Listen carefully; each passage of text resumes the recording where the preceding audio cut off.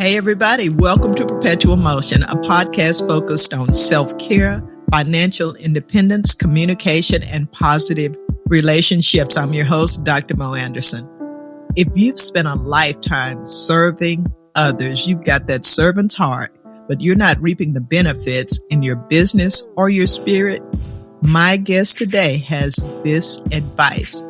Believe it or not, the transformation of your business and your life starts with the transformation of your thinking. Dr. Taryn MacCarthy has developed the Radical Happiness Program. I love the name of that, Radical Happiness, to help us all live the life of our dreams, both in and outside the workplace. So join us today and learn how to make your dreams come true. You can't say Dr. Mo ain't tell ya that fear magnifies the consequences of failure. What are you scared of? Why are you afraid? Welcome, Dr. MacCarthy. Oh, thank you so much for having me here today, Dr. Mo. It's so great to be here, Mo. Thank you. I've been looking forward to this all week. As have I. And I appreciate you being flexible this morning. We had a little scheduling snafu, but here we are making it work. We have to adapt, right? Always. What a great metaphor for everything. As you were saying it this morning, I was thinking the same thing. We have to be ready to pivot, and we have to be confident that we can. True that.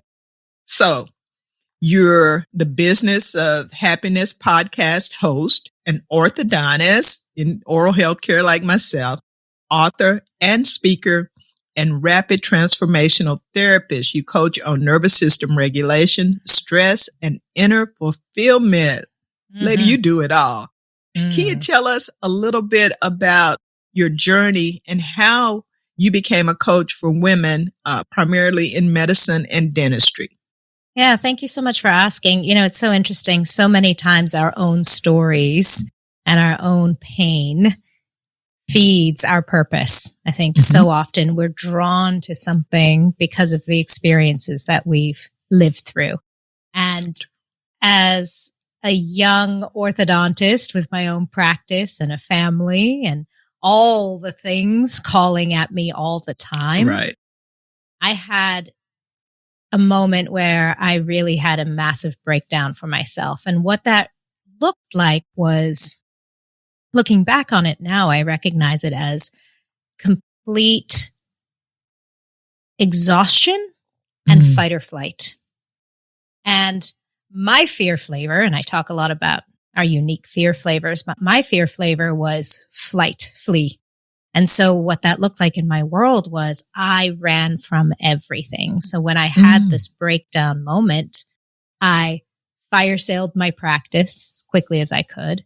I went to a bankruptcy attorney. I went to a divorce attorney. I fled the state. I think if I could have, I might have left my children. I was in such a terrified place that I just felt so inadequate, so unworthy, and not enough that I thought the world really would be better off if I just got out of there. And, that experience was such a beautiful moment. And I look back at it now as a huge gift, but it didn't feel like it at the time. It felt terrifying. And the one thing I learned in that journey, the most important thing was the only thing I couldn't run away from was myself.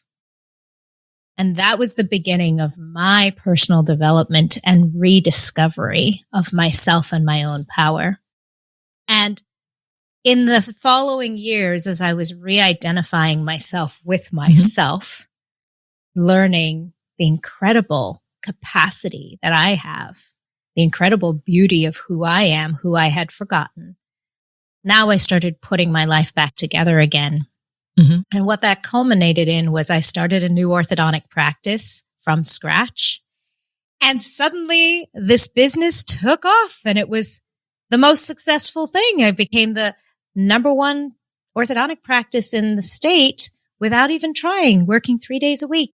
And what I learned was when we feed and fuel ourselves, that's when we start to see the beauty ripple effect around us. I used to think that success was necessary in order for me to find happiness. I used to think, I'll be happy when I'm successful. And what I learned was it's the exact opposite. That happiness, prioritizing happiness, is what brings greater success. Wow. Yeah. That's good. That's good. I want to go back a little bit to something you said, because I know so many women, leaders in their homes, in their workplaces, community, church, I've seen it, feel that sense that you felt of, this is just too much. This is just so much. This is, you're hurting. You're being harmed, but you just can't wrap your head around how these things that aren't sharp or heavy are causing trauma to you, and they want to leave.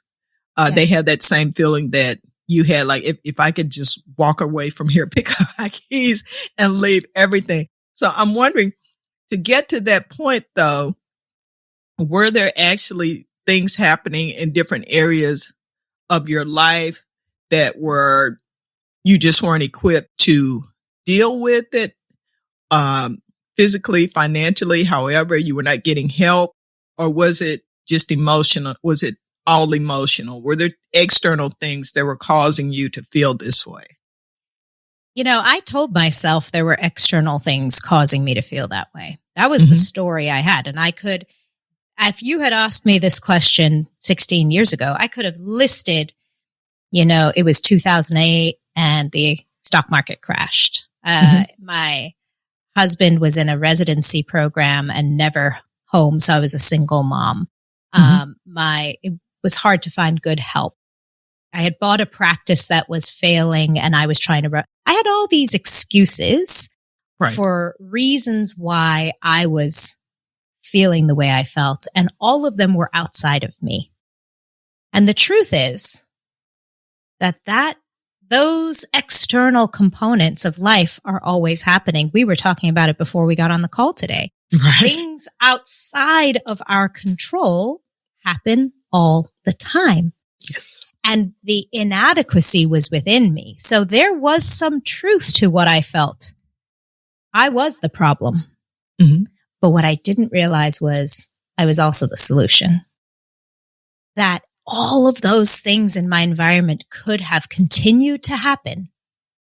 And within me, there was a power that I hadn't yet called upon or hadn't yet respected in myself to be able to navigate those waters.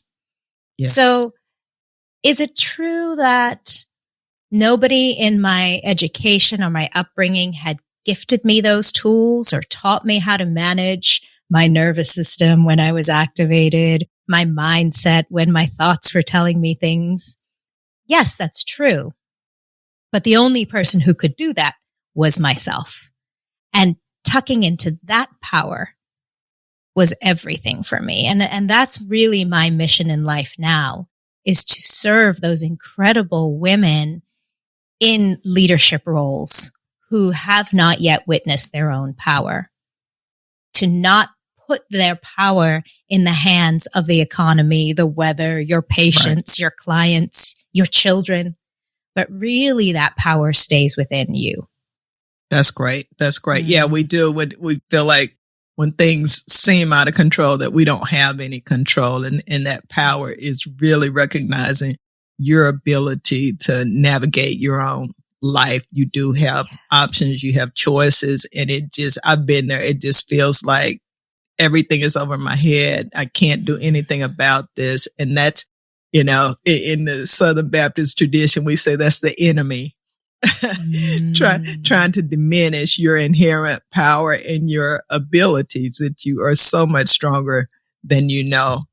So you go from that, you turn your life around beautifully. Kudos to you. And then you come up with the concept of radical happiness, not just happiness, but radical happiness. Yes. What does that look and feel like? Radical happiness, the word radical, I love, because happiness itself can feel like a radical act, especially as a woman in service, as so many of us are called to. You know, some of us in the healthcare professions, some of us in terms of leadership and nurturing in other ways, some of us in terms of mothering, right? Or even caring for our families. So many of us are called to some form of service. And so when we're constantly giving to others, that idea of asking for or owning happiness for ourselves feels radical. It feels radical because we were modeled by incredible women, our mothers and our grandmothers, who sacrificed themselves for us and sacrificed themselves for the world around them. And we honor them and we respect them. But that part of ourselves needs to be revisited.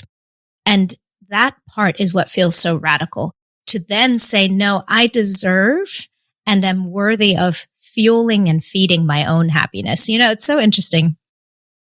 I meet with a lot of clients, as you were mentioning. I coach many incredible women in healthcare, leaders in healthcare. And I'll say to them, you know, what is it that you've done for yourself recently? And we've heard this question so often, but when you reflect and you realize, wow, I've been supporting and upholding everyone else around me, and I've forgotten my power to serve myself. And that act is radical, to really stand forward and say, no, I deserve and I'm worthy of fueling my own happiness. And I think many people are very good at this. Many men are very good at this. I think we can learn a lot from the incredible men in our lives in terms of their taking on the responsibility for their own happiness, serving themselves. Right. And it's a beautiful feminine act to be able to do that as well. And that's why I love the word radical, because it reminds us that it feels radical, but it really is within our own power. And it's something that we've had all along. Yeah. I like that. And your reference to, you know, learning something from the men in our lives about that. I had 9 uncles, was married a long time. I have 2 sons, and their ability to compartmentalize and to put up boundaries before we were even talking about boundaries. I am going to work out. I am golfing. I am watching the game right now, you know, and we get mad and huff and puff and we're washing and cleaning, and they, you know, sit down. I need some me time. I need some quiet time. And, you know, we look at it and we criticize, but there is something, as you're saying, to caring for yourself. And it may not be those particular things, but I remember looking at my calendar back when we were doing the big paper calendars, and everyone was on there but me. Yes. And that's when I started writing down, not just saying I'm going to have me time, exercise time, invest in these courses, but I put it on the calendar, no matter how small, to remind me this time is for me and everybody else who could see the calendar. You know, that's mommy's time. I love that practice. Yeah. You know, and it's so interesting because I think we've demonized people in our lives who have done that very well. Yes. Because sometimes it hurt us, right? When he was neglected, whoever he is, and now I'm assigning him a masculine name, but many of us can imagine somebody in our lives that way. When he took care of himself, I was left out, and my needs were not met. So we demonized that self-serving happiness. And that's why radical happiness feels so radical, because we actually have to unlearn that component of what we used to demonize. So not with any disrespect, we needed to do that to learn the pain so that we could stand up and take care of ourselves. But the incredible thing about women, and this is what gets so exciting for me, is that when we serve our own needs, it doesn't mean that other people will suffer, because that's the story that we've taken along with us. When that man in your life or that person in your life took care of his needs and it hurt you, we embedded a narrative that if I do that, if I take care of myself, other people are going to hurt or are going to suffer. And the spectacular thing that we learn when we start to feed and fuel our own needs and our own happiness is that actually the opposite happens. The ripple effect of teaching our daughters a new way and of giving our sons the permission to not be held accountable is so freeing. And the same is true for our patients, for the teams that we lead. When I'm not putting the responsibility of my happiness on you, I now give you back your autonomy. Right. And now we can be in a place where I can serve you from a place of true love, as opposed to what often it turns into is resentment or frustration, and so let me back that up a little bit. What I witnessed in my patients and in my children and even in my husband was I felt like everyone needed a piece of me all the time. And when they needed a piece of me all the time, I gave a piece of me all the time. And then I started silently resenting. I noticed or not so silently resenting. Thank you. All right. And that's the part of me that day when I looked in the mirror broke me, is that I didn't even like that woman in the mirror anymore. And I'm getting emotional thinking about it, is because that was not in alignment with who I was. Who I was in my core and in my heart was wanting to serve and not wanting to resent. Right. And we don't have to have it one way or the other. It's not self-serving or serving others. Right. We actually get to hold both, which is so miraculous. And this is where I love to say you're so much more powerful than you give yourself credit for, because you really can serve and hold space for what you need and show up for others. And it's in an even more plentiful way. That old saying, you can't pour from an empty cup, is so much deeper in its meaning than we give it credit for. We get to fill our own cups and then we get to pour from it.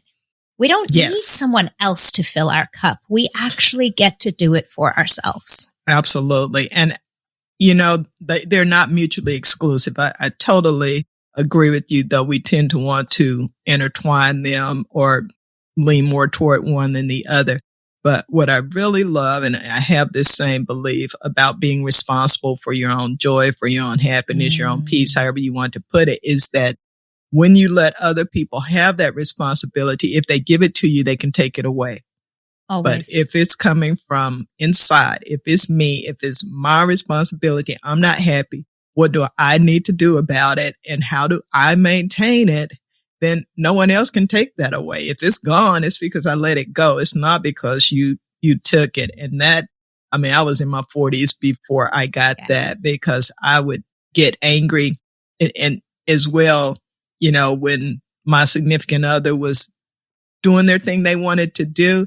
The other thing I found I was doing, Taryn, is making stuff important that wasn't even a big deal. We have just got to do this right now. Why won't you help me? I want to pot this plant. You said you'd hold the soil. It's just because I want to do it. It's a control thing. I just want to do it. It's not urgent. It doesn't have to be done. And then I'm mad because, their agenda is not mine. And then what happens is a silent self-shaming. Yes. Because there's a part of you that knows that pot doesn't need to be planted today. And that's the part that we don't always talk about, is the self-shaming that happens when we're out of alignment with ourselves. Yes. And what's so interesting is what got you to that place. And I love that beautiful analogy, that beautiful story, because we can all relate to that, is what got you there was your nervous system. Now I'm going to go a little sciencey here, but do it. Let's do it. We feel unsafe, right? Someone took something away from us, like you just said. We were expecting a thing, whether that was from a patient or a team member or our husband or our kids. We were expecting a certain way of showing up. They took it away. By the way, had nothing to do with us. Right. Not a thing to do with us. But we tell ourselves it did. And then we go into this sympathetic nervous system storm. And it's your body's beautiful way of protecting you. Mm-hmm. Your body is designed to help you survive.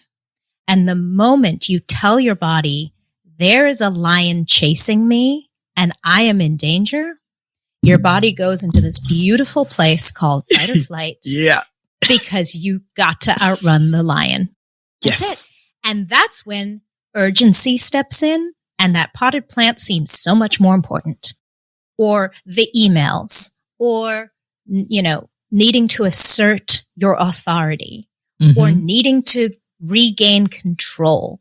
It's rooted in our nervous system. Yes. And as very intellectual, highly capable, high achieving women, we forget that we have a body. We tend to live from the neck up. We want to know all the things, understand all the things, reason through all the things. And we forget about that.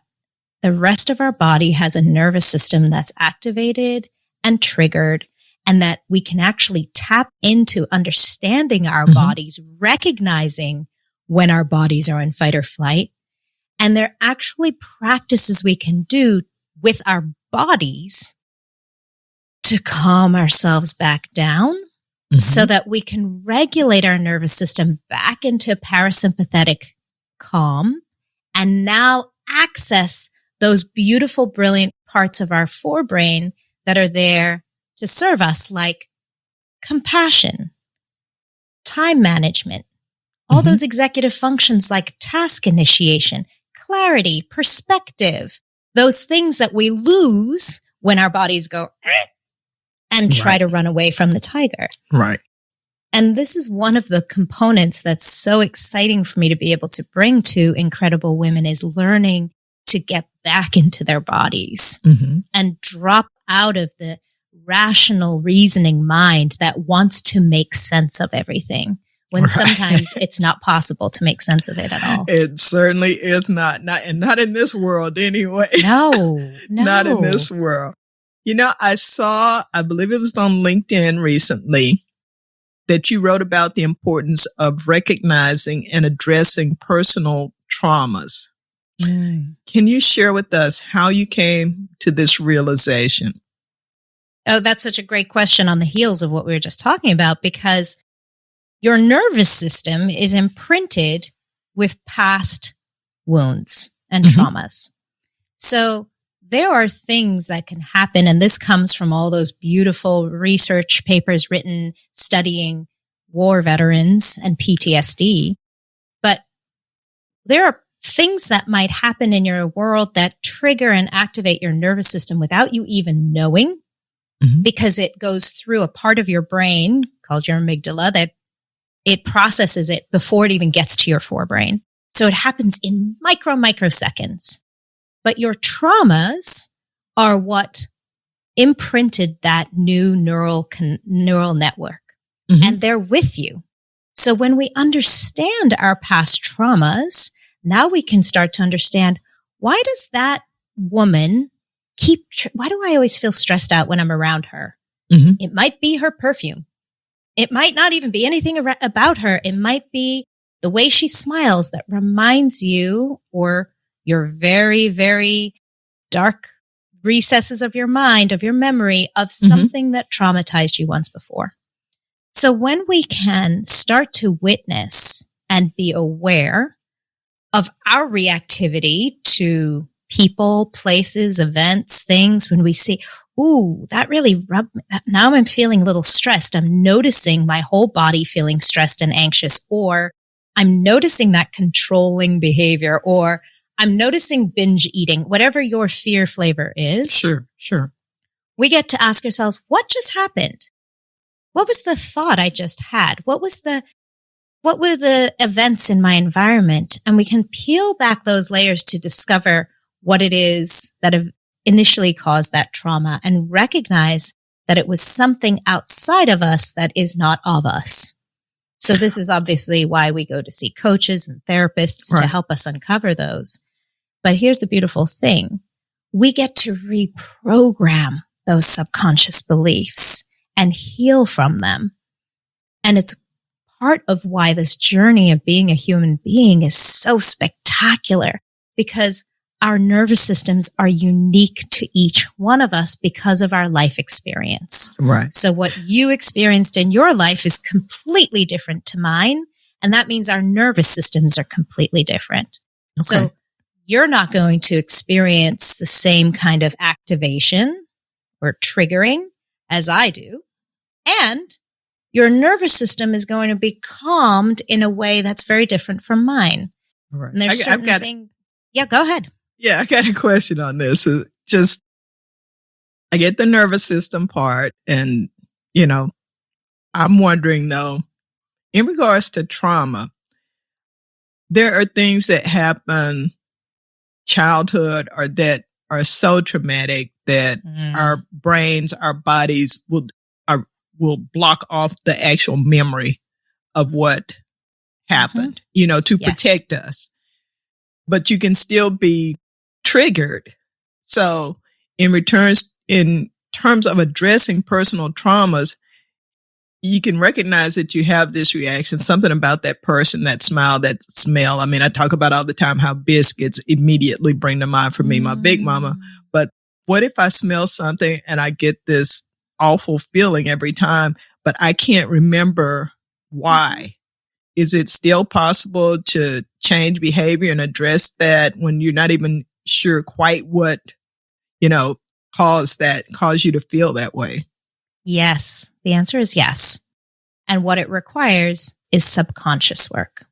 Mm-hmm. So this is where we get to step into a subconscious level of your brain that's not in your memory or in your conscious brain. You're saying, I don't remember what happened. And you're so right. There are some traumas, big T traumas, sometimes little T traumas, and that's just a description of how we as society gauge trauma. But really, each of that is we are affected differently, all of us. But sometimes if the trauma is strong enough, we dissociate 100%. By the way, fun fact, many leaders who are enormously effective, or many doctors who are enormously effective, are very good at dissociating. So when the patient starts to code on the table, they're cool as a cucumber because they learned how to dissociate. They learned how to compartmentalize. It's necessary. And it actually draws us to those professions because we get really good at it. Yeah. To answer your question, yes, it is possible. And this is what we do in hypnotherapy. So in a hypnotherapeutic state, we can actually access parts of your mind, even as far back as third trimester in utero. So it turns out that as early as in third trimester in utero, we're receiving information. Wow. Like little cameras that are running 24 hours a day with sound and visual cues. Not so much visual when you're in your mom's uterus, but definitely sound. But even at that time, we're beginning to form ideas and beliefs around our safety, our worth, and what's possible for us. And even that component, even that memory can be accessed in subconscious healing and in hypnotherapeutic work.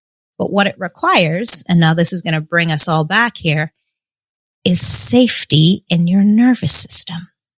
We can't access those recesses of your mind if your body has told you you are unsafe. It is not safe to look at those things.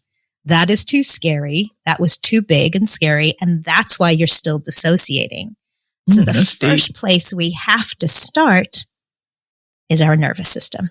We have to start with giving us back our safety, and then we can access those memories. Sweet. Oh, that was deep. That was deep. I'll have to listen to that a few times to soak it all in. I love the way you just led us through that. And I'm glad I asked that question. It wasn't on my script, but I just, from personal experience and other people, that sometimes the behavior and reaction is so out of proportion to what is going on. It's like, what the heck is wrong with you? And they literally don't know. They just are not safe. I was going to say they're not happy, but they're not, they don't feel safe. Thank you for explaining on that. We are running short on time and I've got to get this question in. This is so good. This is so good. We'll have to have you back. But one of the things you mentioned to me is that it's key to prioritize our well-being without guilt. And I think we've danced around that a little bit here today. But can you share with us some specific strategies that you recommend to your clients to help them prioritize their well-being without feeling selfish? It's really interesting, Mo. It comes back to safety again. Mm-hmm. So when we're experiencing guilt, so let's just create the difference between shame and guilt. So shame is when you've done an action or spoken in a way that other people deem not good, right? That's when we feel shame. When we're saying, I said something and I think you're going to think something about the way I just said that. That feels like shame. Guilt is when we do or say something that we ourselves feel uncomfortable about. So I did the thing and I'm feeling really bad about it. So it's important for us to make that distinction because I think often we confuse the two. It's important to make that distinction because when we realize, oh, that's shame, we can start to extricate our expectations of what other people expect of us. So mom guilt, we hear this a lot, mom guilt. Sure. But really, could it just be that you're trying to force your own values to be accepted by the people around you? And are you actually acting in alignment with what you want? And that's actually something that you feel in integrity with, but you're feeling bad about what other people will judge. Okay, great. Let's go back to guilt. Guilt is when we feel like we've done or said something that's out of alignment with our own values. Now we're feeling bad. Once again, we can return to safety when we recognize that anything you've ever done has had purpose, even the bad things. So if you've lied, so obviously lying is one of those things that none of us want to do. And I hope. But we all do. Right. But we all do. Right. And then we beat ourselves up about it. But when we can honor, okay, I lied. Let me give myself some grace because at the time I thought that it was protecting me from XYZ. I know better now. That was not a true story. That was a narrative I was telling myself. But let me give myself permission to have been unsafe and acted in a way to help myself. Then we get to choose again and say, oh, you know what? I am completely safe. So I lied recently. And this is something that I work on all the time.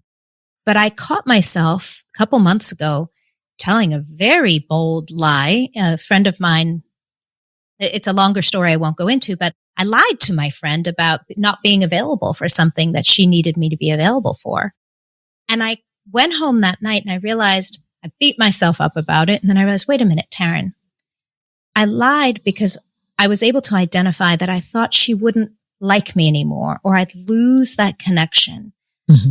That fear of being left out, of being unloved is a primal fear. Back in the caveman days, if you were left out of society, you died. If you were kicked out of the clan, you couldn't survive. So that part of us needing to be a part, needing to belong is a primal need. And in that moment, I lied because I thought she would accept me if she heard something other than the truth. I'm not justifying the behavior. The truth is, whether or not she accepted me doesn't matter because guess what? I'm safe. Right. I'm no longer living in the caveman days and I can speak my truth. And if she accepts me or doesn't accept me, it actually has nothing to do with me. It might be about her story. So we can address guilt by first giving ourselves safety.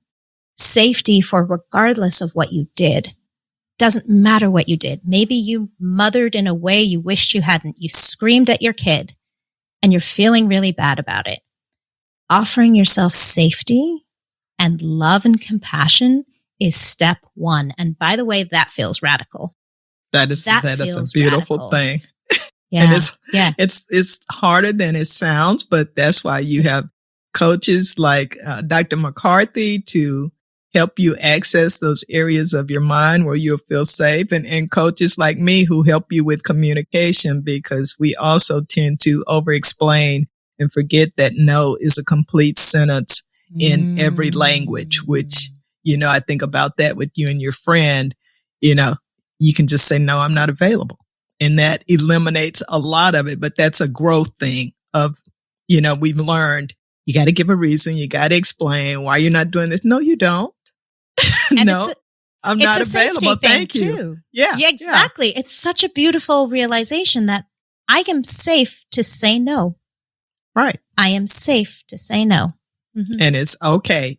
And it may eliminate some people from your lives who don't need to be there if they can't accept that and you can't maintain your safe environment. Girl, I could just go on forever, but we have got to wrap this up. You are phenomenal. I am so proud to call you my colleague and so excited that you've been a guest on Perpetual Motion today. Please tell listeners how to connect with you online and learn more about your services and where you are and what you're doing, all that good stuff. Absolutely. You can find the Business of Happiness podcast anywhere where you like to access podcasts. And to find out more about me on my website, thebizofhappiness.com, B-I-Z of happiness. And I'm on all the social media channels, so you can just look for the Business of Happiness there. And Mo, thank you so much for having me on the show today. This has been so much fun. Indeed, it has. And I've learned a lot, which is really why I do this. I love it that other people listen, but it is my ongoing masterclass. And I am so, so grateful for your time and information and great energy. And thank each of you listeners for joining us each week to listen to these amazing guests, thought leaders from all over the globe. So please subscribe to be notified of new episodes each week. And learn more about me, my services, keynote speaking, and books on my website, drmoanderson.com. Until next time, be well and be safe. And wasn't that a great program? Oh, love that episode. I enjoyed it. I hope you did too. Please remember to like, subscribe, and share. Learn more about me on my website, drmoanderson.com. That's M-O-E. You can read book excerpts, watch videos, learn about my services that I offer, and book me for a speaking engagement. I'd love to talk with your group, and I'd love to work with you. So until the next time, review, renew, and re-you. Thank you.